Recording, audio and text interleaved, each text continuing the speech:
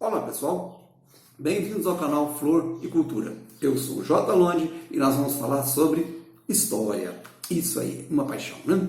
Agora, antes de começar nosso vídeo, eu quero pedir a você que faça a sua inscrição no canal, que deixa lá a sua notificação, porque o seu apoio, né, é o meu incentivo. Assim a gente vai ficar entusiasmado e vai produzir coisas melhores e trazer para o canal aqui também, ok? Não se esqueça então de se cadastrar lá, de se inscrever no canal.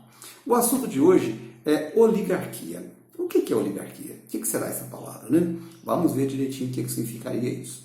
E vamos retroceder aí um século. Brasil, 1920, década de 20. Como que era o Brasil naquela época, né? O que aconteceu?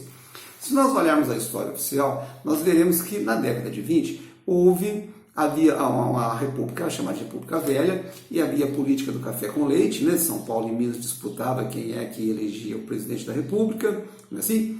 E naquela época surgiu a Coluna Prestes. O que seria isso? Um grupo de gaúchos, né, de amigos lá do Rio Grande do Sul, liderados por Júlio Prestes, pegaram seus cavalos e fizeram um passeio pelo país. Saiu andando, né? Subiu ali para o norte, né? Santa Catarina, né? Entrou em São Paulo, Minas, foi para o Nordeste, deram uma volta lá para o Nordeste, passear, depois desceram para o Sul novamente, voltar. Quando chegaram lá, eles falaram assim, olha, agora acabou, gente, nós fizemos nosso passeio, cada um vai para onde quiser, pode fazer o que vocês quiserem, fica por isso mesmo. Para que serviu a Coluna Prestes? Né? Qual que é o resultado disso? O próprio Prestes saiu, foi para a Rússia estudar o comunismo, resolveu ser comunista, a partir dali foi para lá. Depois ele volta como clandestino, né? Trazendo a Olga como sua esposa, né? E, enfim, e aí, o que virou isso tudo, né? Qual que foi o resultado disso? Mas a pergunta que eu quero fazer é, e o Brasil? As pessoas que moravam no Brasil, como que elas viram isso? Como que essa Coluna Prestes impactou sobre a vida do trabalhador rural, do pequeno agricultor, do pessoal das pequenas cidades, das pequenas vilas? Quando eles ficavam sabendo que aquele monte de gente estava chegando com seus cavalos, com armas, né, eles ficavam com medo. E muitas pessoas pegavam o que tinham seus pertences e fugiam para o mato mesmo, abandonavam casas. A Coluna Prestes chegava em pequenas cidades, chegava e estava vazia. Às vezes estava só o padre para receber, né? Cadê o povo dessa cidade? Fugiu, está com medo. Aí ficaram realmente com medo. Mas não foi só o povo. Muitos governantes também tiveram medo, né? E viram aquele pessoal, eles estão vindo para cá, o que nós vamos fazer? O que eles querem aqui? Será que eles querem tomar nossa cidade, nosso poder, nosso estado? E, não vou falar agora, mas teve um grupo aí, né, que tentou colocar Lampião contra a Coluna Prestes, né? Tentou cooptar o Lampião para jogá-lo em combate contra a Coluna Prestes. Eles falaram, vamos matar dois coelhos com uma paulada só, nós vamos nos livrar do cangaço, né? E desses gaúchos, o que eles vieram fazer aqui? Deixa eles se virar lá, né? Depois a gente vê quem é que ganha, como é que faz e tenta costurar uma política aí, né? Deram ao Lampião o título de capitão, né? Ele não era capitão coisa nenhuma, depois ele descobriu que foi enganado, né? Que não adianta ter arma e sair dando tiro, né? Que tem sempre alguém mais esperto. Enfim, e como que o povo viu isso, né? Nesse meio, nessa história aí do cangaço, lá do Nordeste, da Coluna Prestes, né? Um indivíduo, um rapaz, um adolescente, do interior da Caatinga, e toma contato com os cangaceiros, né?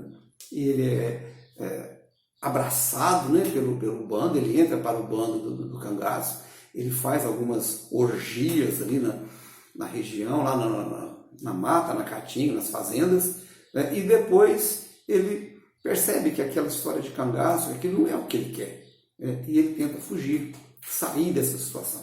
Só que se ele sai, ele estava num problema muito sério, porque no cangaço ele era procurado pela polícia, né? Ele era um bandido. Agora, se ele saísse, ele seria procurado pela polícia e pelos cangaceiros, né? Porque ele era o quê? Um desertor. Então ele estava numa situação tão difícil que ele não tinha saída. Primeiro ele foi obrigado a entrar pelo cangaço, depois ele não podia sair daquilo, né? Ele não podia livrar-se daquela situação. E essa era a situação do povo na década de 1920, 1930 também, vai até, o livro conta até 35 mais ou menos. O que aconteceu com a população, com as pessoas? Estavam premidos, né? Espremidos por grupos no poder.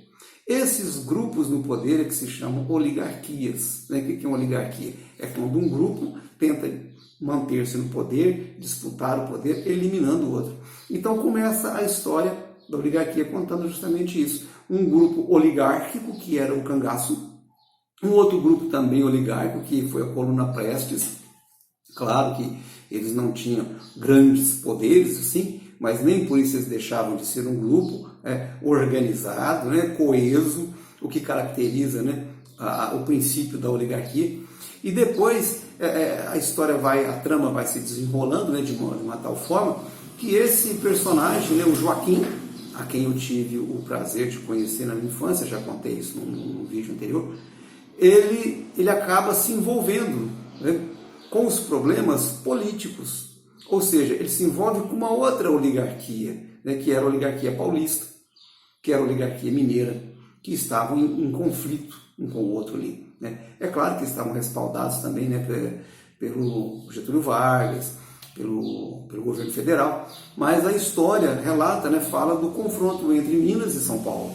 E esse indivíduo, o Joaquim, ele acaba envolvido, enrolado nessa situação oligárquica gerada pelos dois estados, São Paulo e Minas, na Revolução de 1930 e depois na Revolução de 1932.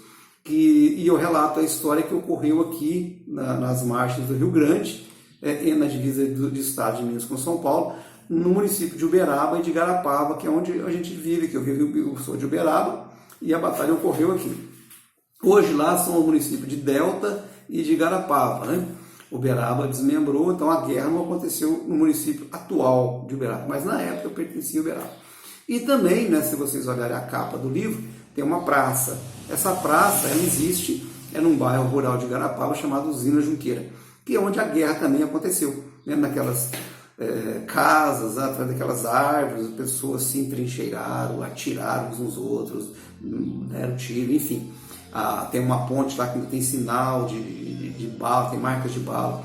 Recentemente encontraram armas no rio, minas, bombas enterradas na cidade de Delta. Tem muita coisa ali ainda no Rio Grande que não foi retirada.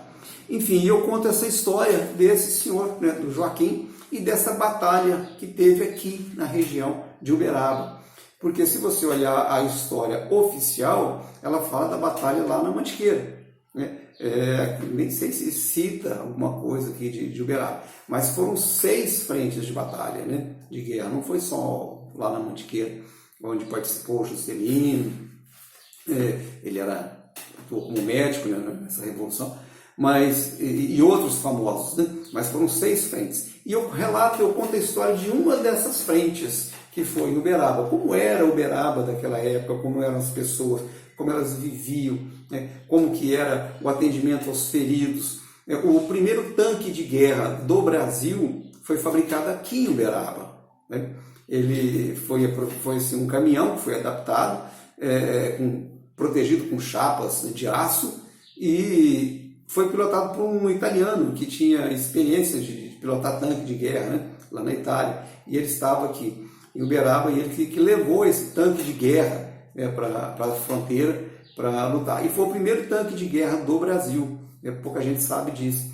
E tem documentos históricos que comprovam, inclusive no Arquivo Público de Uberaba tem até fotografias desse veículo no centro da cidade, na praça, o central da cidade.